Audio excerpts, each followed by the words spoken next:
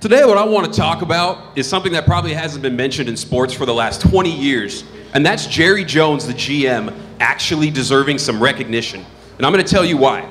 The offseason with the Cowboys began with DeMarcus Ware, their long-tenured defensive end, leaving in free agency going to Denver.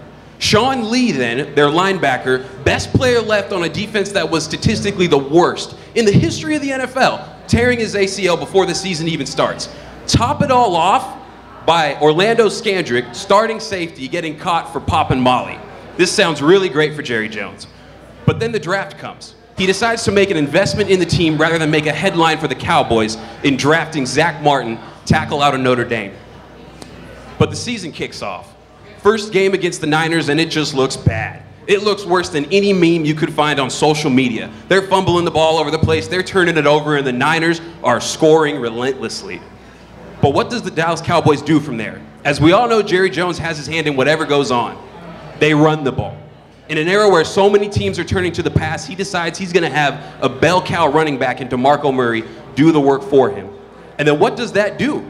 That in turn takes all the pressure off of Tony Romo. And all the times we've talked about where Tony Romo is throwing picks, he can't do this, whether you're a Dallas fan or not, this is what ends up happening. Well, it's not that year for Tony Romo. In part with working with Scott Linehan, a castaway offensive coordinator from the Detroit Lions, he has his most efficient season ever throwing the ball. And the Cowboys go to the second round in the playoffs and lose on what was a catch or not a catch. You tell me, because I sure don't know what it's a catch in terms of the NFL now, in terms of what happened to Des Bryant. So really, the only blemish on what happened with Jerry Jones this year was that picture that was swirling around social media where he was sauced up and hugged up next to a woman that may or may not have been the same age as his Johnny Walker. Nice job, Jordan.